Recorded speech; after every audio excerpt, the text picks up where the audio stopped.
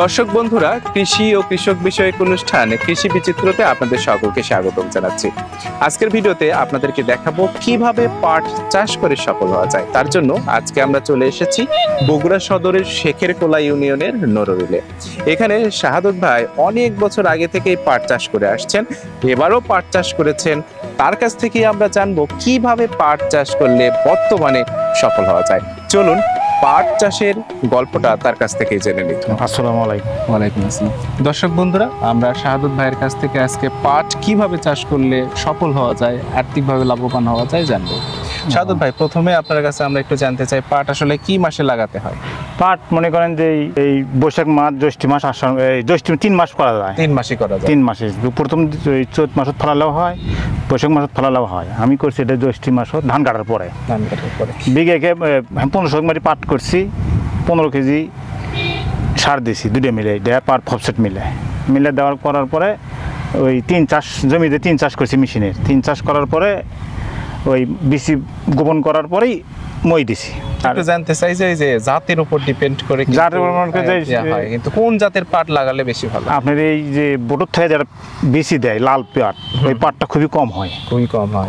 আপনার মতে কোন পাট? সাদা পাটটা ভালো, তোষা পাট। তোষা পাট, হ্যাঁ, তোষা পাটের ফলন বেশি, ভালো, জাত ভালো। জাত ভালো।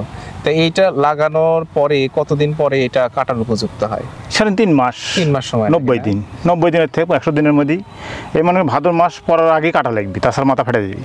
ও আচ্ছা, এটা কয় চাষ করা লাগে মাটি? 3 চাষ, 3 থেকে 4 চাষ। আর চাষ করার আর চৈত বৈশাখ মাসত মানে 2 চাষ করলেই হয়। কি কি সার দেন? এই মানে ফসফেট দেই বিঘেকে 15 কেজি, আর পটাশ দেই 10 কেজি, আর হচ্ছে এই টিএফসি ওটাও দেওয়া লাগে 10, যাই পারে আর কি। দিলে বেশি দিলে একটু ভালো হয়। পরে পাটত সার দেবার গেলে ক্ষতি হয়। পাট বুনে দিতে হয়? হ্যাঁ, পাটের বিচি বুনে দিতে হয়। বুনে দিয়ে মই দেওয়া লাগে যাতে বিচিগুলো নিচে পড়ে যায়। পাখি কি এসে খায় না? না, আপনার পাখি খায় না, এই জিনিসটা ফসল পাখি খায় না। তো কতদিন পর গজায় পাট? 3 দিন, শুধুমাত্র 3 দিন, 2 হাত পরেই জ্বালা হয়। গজানোর পর থেকে পাট কাটা পর্যন্ত কি কোনো ওষুধ দিতে হয়? না, পাট কোনো ওষুধ না, শুধু একটা আশা আসে। এবার আশাটা আসেনি। যদি আসে সেক্ষেত্রে একটা ওই দোকানদারের কাছে গেলে একটা ওষুধ দেয়, টাপগড়ের মতন। ওই ওষুধটা খেলে ওটা আশা মারার জন্যই তো আর। ও আচ্ছা, তাহলে ওটা স্পেশাল ওষুধ। হ্যাঁ, ওটা আশা, শুধু আশা মারা, আর কিছু একদম হয় না।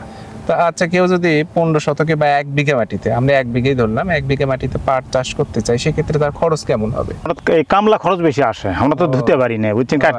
এই কাটা কামলায় মনে করেন যে 500 টাকার নিচে পাটের জমিতে আসে না। ওই আর আপনার যে ওবন লাগে, পাটটা লেদা লাগে, ওই 500 টাকার কম আসে না কেউ। আচ্ছা, কাটার আগ পর্যন্ত কেমন খরচ হয়?